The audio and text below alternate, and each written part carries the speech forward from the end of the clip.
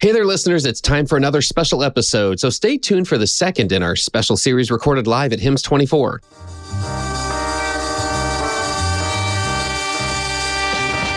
New choices, new players, new models of care. You know consumer-first healthcare is everywhere. For us to build the future, to see what's new, we gotta look at the world from a different point of view. Consumer innovation ain't going away. I say it's here to stay. Today it leads the way. We gotta drop the silos. We're all the same team. Experience, business, tech, and marketing. So join us now. Join the revolution. Consumer-first health is the evolution. Status quo, or like status no. Yeah, this is the healthcare rap. Yo, come on, let's go.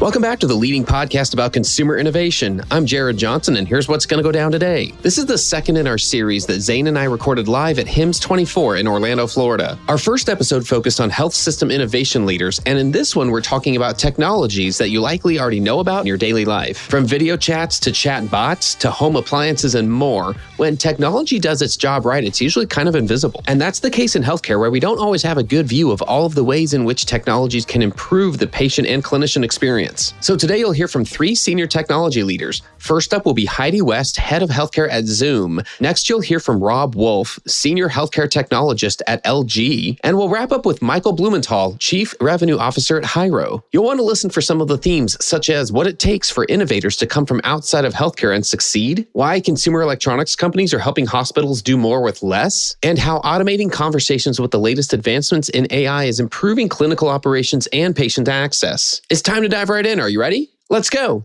All right, folks, we're excited today to have Heidi West, who's the head of healthcare with Zoom, the video conference platform. Welcome to the show. Thank you for having me. We're so happy to have you. So I'll be honest, Heidi, when I think about Zoom, I usually think about it in terms of an administrative video conference solution. It's frankly the best. You know, I won't list your competitors, but Zoom is the best. We all know who they are. Yes, we all know who they are. We all hear the complaints.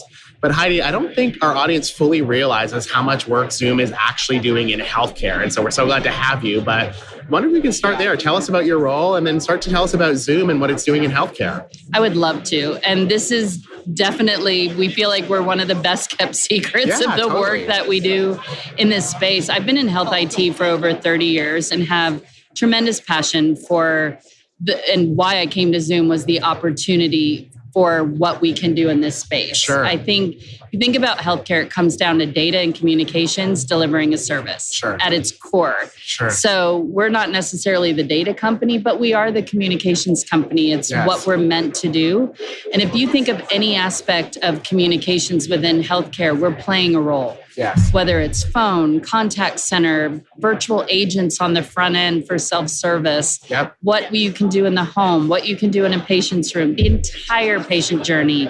Zoom is engaged and responsible for different communication engagements. That's fantastic. Typically then, within the continuum of healthcare players, who are some of your, or maybe you don't want to list who your clients are, but what types of clients are you serving? Is it hospitals? Is it digital health companies? Is it all of the above? It's really all of the above. And one of the things I'm not sure people are aware of, Zoom is considered the number one telehealth provider from Definitive Healthcare. No way. And it's because we also have a video SDK that runs a lot of direct-to-consumer solutions, as well as some, you could argue, competitors to who uses Zoom directly. So we are very involved. We're integrated in the different EHRs. We have the ability to create a very seamless experience for clients, remove all the friction so patients can engage. And we even have the ability, one of the biggest challenges early on was if I don't have the Zoom client, it's hard to join a telehealth. And now we have a mobile web client. We've had it for a while now that allows for direct connection, removing all the friction. So we're in healthcare for sure. Yes. I think I'm so glad you went there because we find here on the podcast when we talk with digital health leaders like yourself, we find that there's this whole world of solutions powering other solutions sometimes. That's right. And you don't even realize it's the big brands that we all know and love in telecommunications. It's like a big Russian doll, if you will. You know, I think that people forget that any video conferencing can usually work in the best of environments, best of circumstances. So if you're within the carpeted enterprise of a hospital, not the clinical side, but the administrative side, pretty much anybody's product would be okay. Sure. But where Zoom really shines is when you get out of the four walls and you are, any hospital has a rural component to their population, their community that they serve. And when you get into those rural populations where some of our peers may struggle, Zoom really shines. Yes. And we're known to be incredibly good quality, really good engagement in the remote reaches, not just in a metropolitan area with all the bandwidth you could ask for. Yes, that's fantastic. I used to work in rural health, and so I know. So you know. I know that firsthand. In rural Ontario, Canada, where my grandma finally got high-speed internet, and she's now on unfortunately, she's on a cardiac monitoring, like RPM solution. And so every time I go and visit her, I'm like, hey, like that's kind of what I do for a living, like looking at these different tools. And, and it works. It works for us. That's fantastic.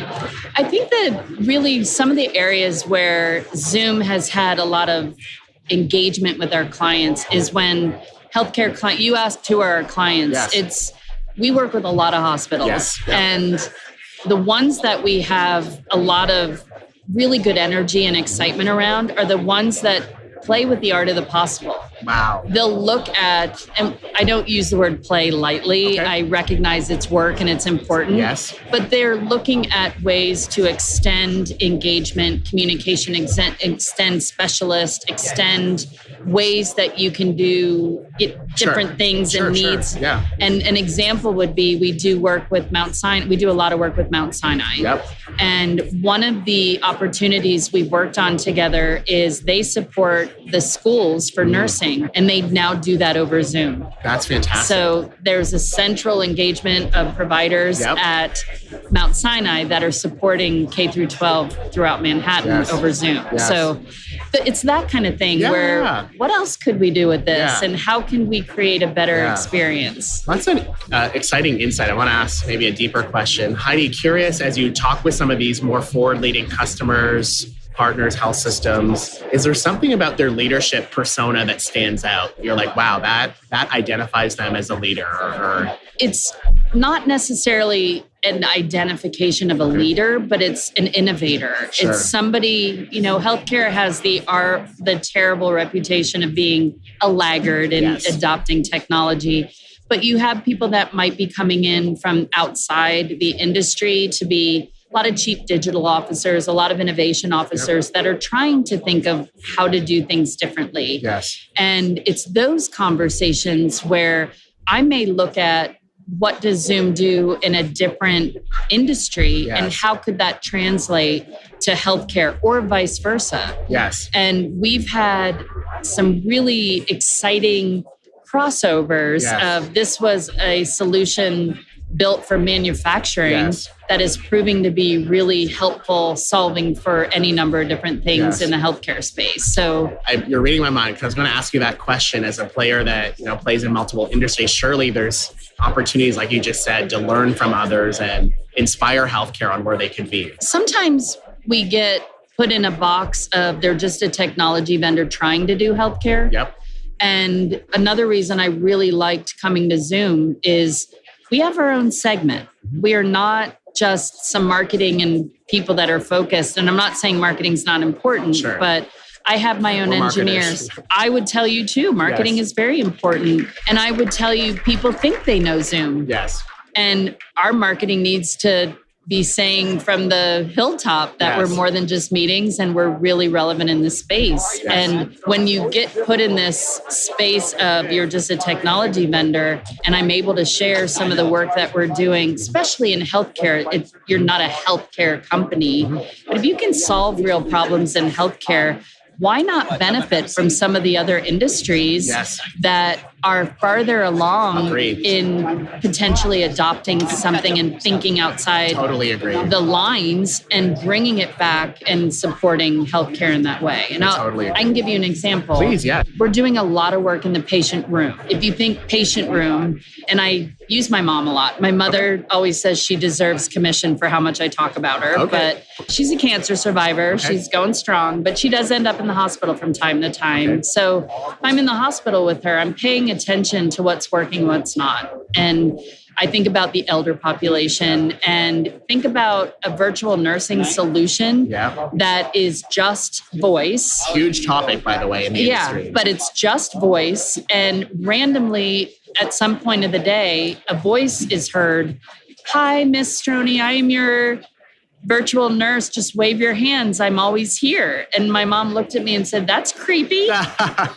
And just, that's uncomfortable. Yes. And then you think about, you want to do virtual discharge on an iPad, but no one's there to do the work. Or you want to have the patient engagement system is there for ordering food and, you know, the technology of other things.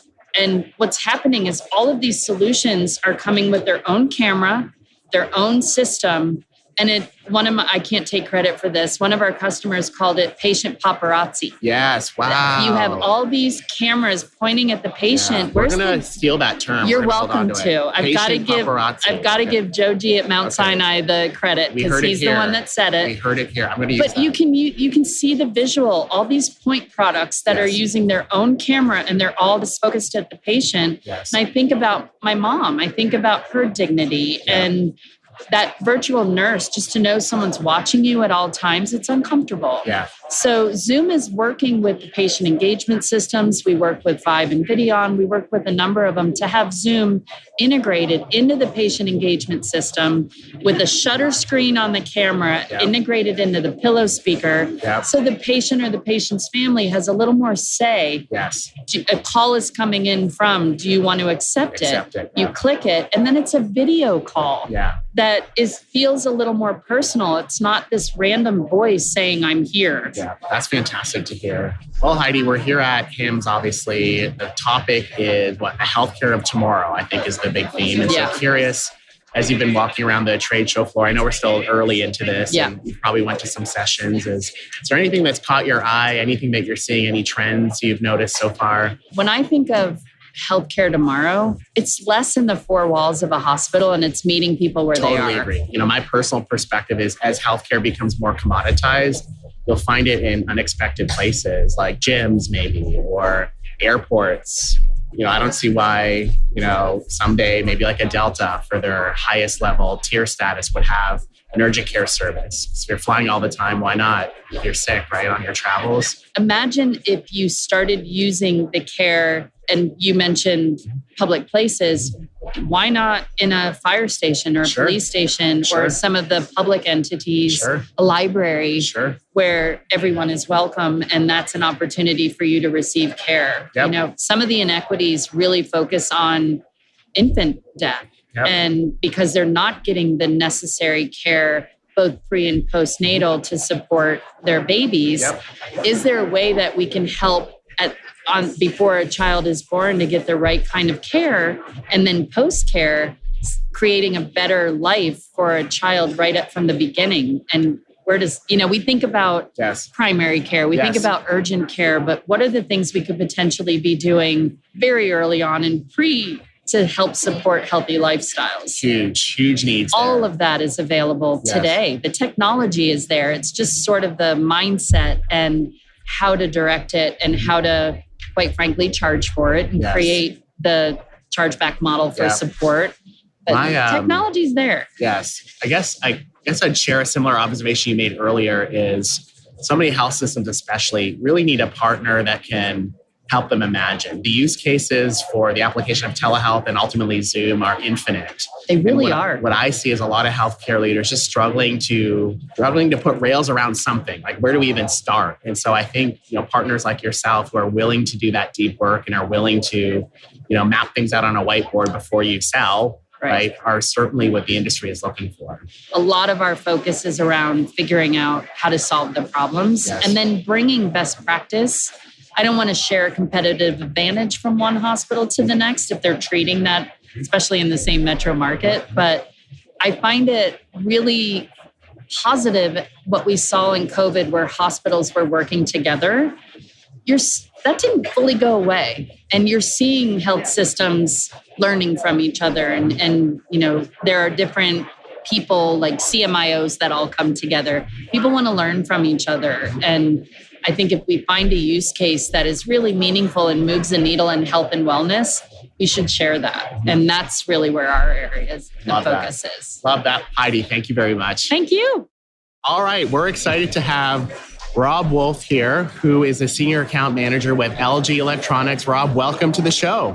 Zain, thanks for having me. I appreciate it. Thanks for being here. Big week for us. Yes, huge week. Well, let me say, and this is me trying to be funny, but hopefully it's not rude, but when I think about LG, to be totally honest, I think about my TV and maybe my gas range top. And so why don't we start, for our audience, could you explain to us the landscape of your services and products in healthcare? Because I don't think everyone realizes. I think that is an incredibly fair question. And I would tell you, I get it all the time. Okay. So I'll give you half of the canned answer on Sure. it. Everybody knows this from our commercial goods and our in-home goods. Yep. We are a broad manufacturing technology company. Okay. And we have a huge footprint in almost every vertical, but that also includes healthcare. And Sure. that's why I was glad we were going to have this chat. Yes. I think it's definitely worthwhile to understand what LG is doing. Yes. And also where LG is going. Yes, we in want to know healthcare. that. So LG, like I said, large manufacturing technology company. And for healthcare specific, it's a lot of products in the hospital environment. Okay. So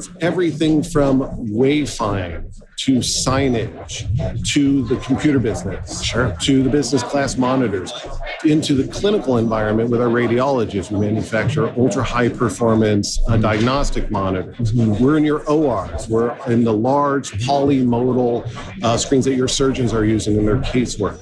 And we also have a very large footprint in the patient care environment. We are one of the largest healthcare specific TV providers in the U.S. There it is, Huge the footprint. TV. The TV. Love Back it. to the TV, right? Yes, love that. So I would imagine then LG is at the forefront of working with healthcare leaders as they like redesign hospitals or think about building acute care environments for the future. Are you all engaged in that work? It is a huge part of our mission in healthcare. Sure. Our main focus is improving patient care through improving clinical efficiency. Nice. And, once again, the advantage of having a large physical ecosystem in the care environment. What we've been doing is all those products we talked about. 3 years ago, we were ideating how can we be doing more with less? How Sure. can we create greater value with these products and services that our clients are already buying and are using to care for our patients? Sure. So we initiated our digital health platform. Oh, okay. 2 to 3 years ago to start utilizing some of these pieces of the puzzle to improve clinical care. So use the products and services our caregivers are already purchasing and creating greater value within that. Fantastic. Are you all in the telehealth space at all, or? Absolutely. Okay. Absolutely. LG has been in the telehealth space, I would say, about 2 years, and we're continuing the development of that portfolio. Sweet. So everything from virtual nursing, so bringing on-prem, off-prem remote care into the patient care environment. Another very popular application we have is called eSitter, so it allows a clinician to monitor multiple patients. We've actually even executed AI workflows on top of that to improve monitoring care. So we can allow perimeter monitoring on patients that are fall risks, that are behavioral health, that are flight risks, that we need to keep a close eye on to make sure their care level is very high. Yes. It's a great application for Yes. During my day job, our audience knows I'm a digital health consultant for hospitals. And so I can tell you for sure that we hear all the time from our membership that health systems are really thinking about EICUs, telesitting, virtual nursing, like you said, and then using some of those tools you described to help think about building acute environments outside of the hospital. So in the home, in mobile units, in long-term care homes, and so on and so forth. So it sounds like you all would be a great partner for health systems to look to help design those new programs. We think we would be. Yes. And I'll tell you why. One's based on the past, but also, like I said, where we're going. LG is a known manufacturer in the technology space. Yep. And for those that we're at a healthcare conference, in the healthcare environment, we are a known manufacturing and technology partner to, I would say, most every hospital executive in this building. I think there's not only 5,600 hospitals in the US, LG's probably in over 5,000. I'm sure. Yes. And in your living room with your television, right? Yes. So we'll call it 5,000. Yes. Well, in a past life, I used to work for Henry Ford Health System up in Detroit. And so I know y'all were a big partner to Henry Ford. And so I've seen your logos there now that I think about it, not just on my TV at home. I'm curious, Rob, as you think about this conference and building the healthcare of tomorrow's, what else is on your mind as a leader in healthcare? Anything you're looking to learn here? I'm sure you're here to meet with partners and, of course, meet with us. But Anything you're hoping to get out of this event? We always use these events, one, to showcase what we're bringing to the table. We want our partners, we want our executives here to understand that our development path is strong in the healthcare vertical. Yes. Why do I come to this conference? To meet guys like you, of course. But truthfully, I consider myself a life learner. Okay. So I will attend several symposium. One of my greatest interests is in not just the acute care model, but also in step-down environments, in rehabs, long-term care, skilled nurse, and then also getting our hands around in-home patient management. Sure. Yes. That's fantastic. What advice would you offer to healthcare leaders today? Anything you'd share with them, either how they can work best with LG or just advice that you would have as someone that's seasoned in this space? I would say one thing is I highly recommend collaboration. Yeah. We are a common goals manufacturer. And trust me, when the healthcare wins, LG wins as well. Yes. And we are always intimately involved with the client space, not just certainly to sell and promote items, but truthfully help steer our strategy maps. Yes. We work with a lot of collaborators that help us kind of see the horizon and not just focus on what they're dealing with today, but what are the dynamics of the market that are going to help shape the healthcare continuum over time. Sure. LG is a long-term value company. Sure. And we've been doing it for years. Yes. We've been in the market for years. Yes. Digital health will build on that. Yeah. And hopefully with the advice and collaboration of these executives help create a better healthcare experience for our patients. Can you share more about what some of those who some of those collaborators are? Are they consultants? Are they some of your customers? Are they partners? What does that all look like? It's a continuum. Okay. I have a list of partners that we've worked with for, at times, decades that are incredibly valuable for helping us steer product development and market development.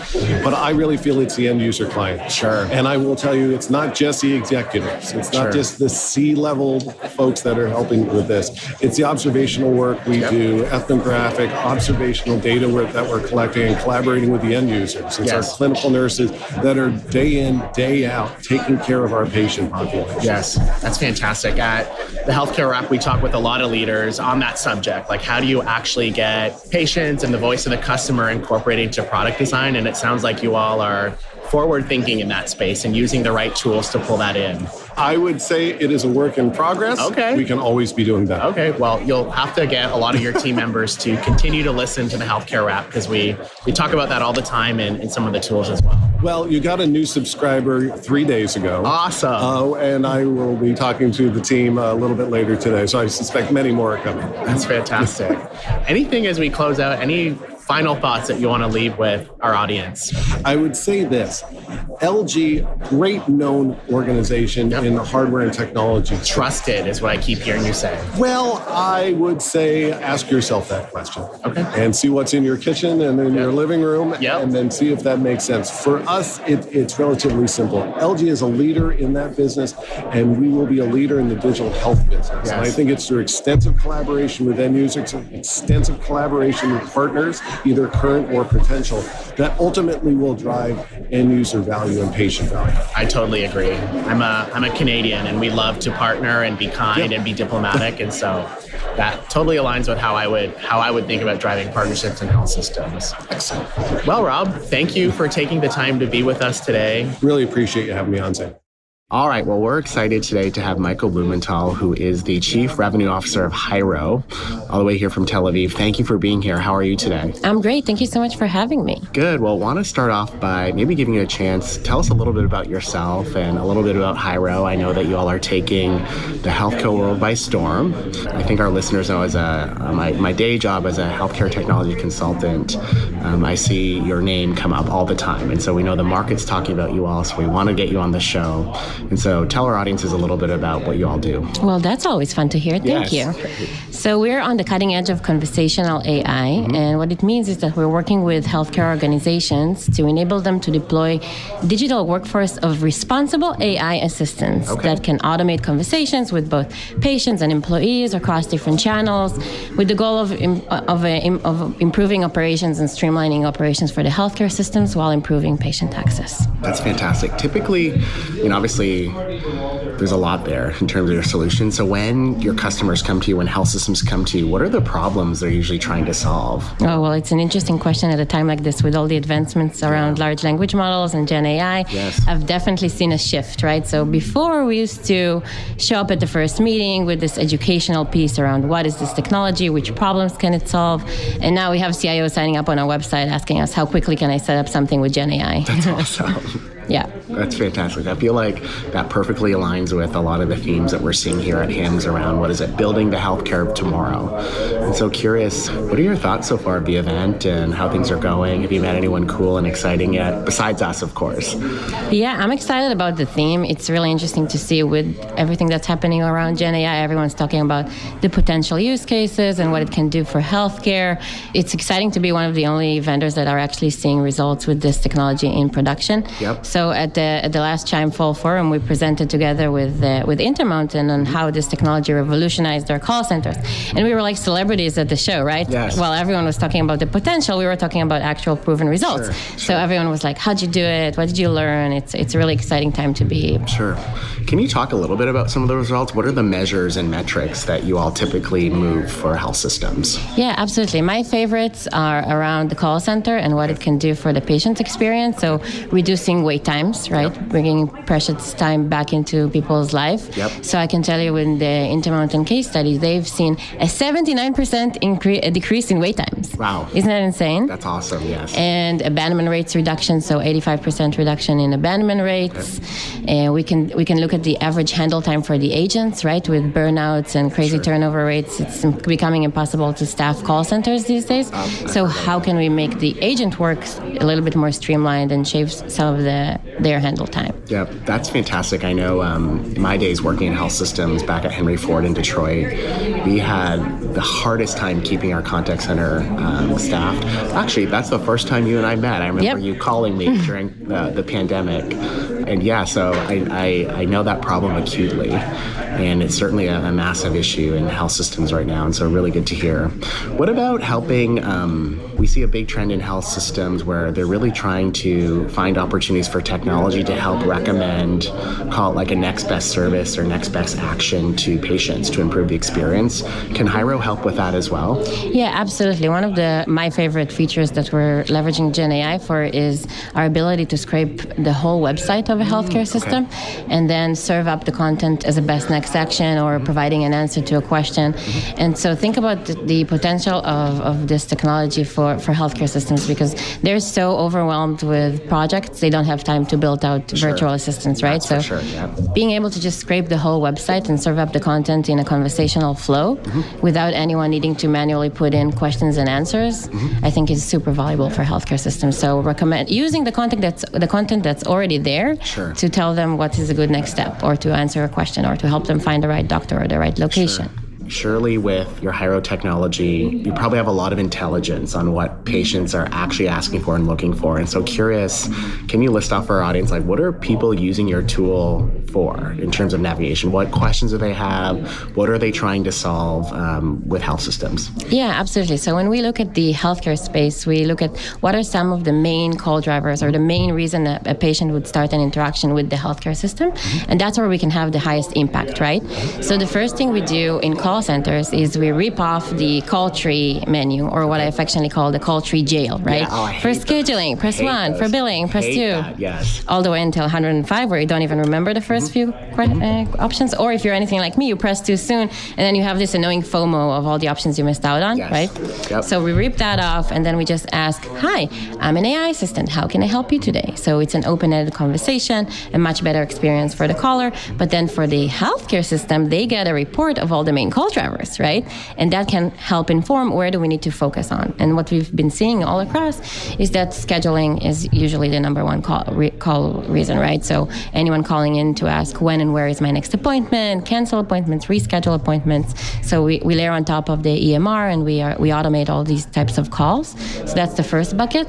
I would say the second bucket is anything that can be resolved with sending a text message, because digital teams work really hard on enabling self-serve capabilities online. Yes. But people still call in, right? Yep. Because you don't know that it's available for them. So it's anything from medical records to lab results, password reset, right? So a patient calls in and it sounds something like, instead of waiting on the line for 40 minutes, would you like me to send you a text with a link that you can do this on your own time? And I can tell you about 60% will opt in and say yes, and you just deflected 60% of those calls and increased the usage of those web capabilities. So call to text would be a second big bucket. Prescription refill support, that's on the call center side. And then on the website, it's anything from helping patients navigate the website, answering their questions, finding physicians, finding locations, and so on. That's fantastic. It's truly, healthcare is now becoming more like hospitality or banking, where all these tools, if you will, and use cases exist. So it's really fantastic to see. Yeah, that's what you expect from other businesses. So why not when you interact with your healthcare system? Absolutely.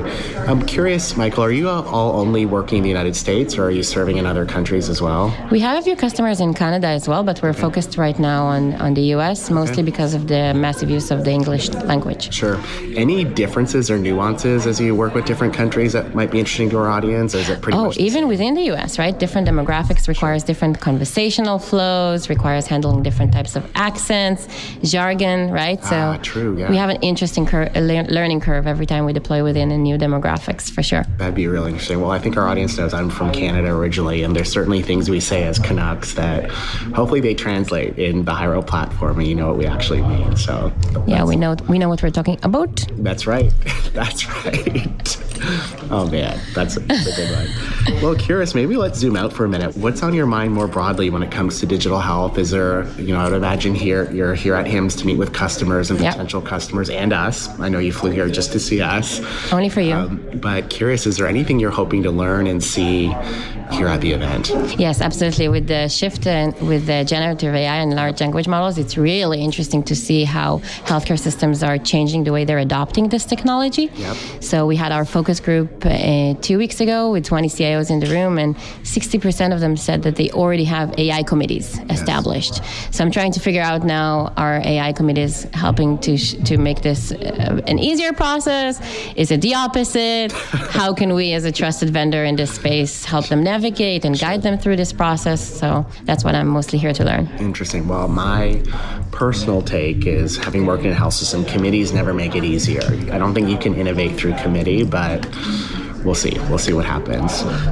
Curious, what would be, as we think about closing out here, what would be some messages you'd like to convey to, digital health and healthcare leaders that are listening to this podcast? Is there anything that you would tell them either about Hyro or just general encouragement that you would have as a digital health leader in this space?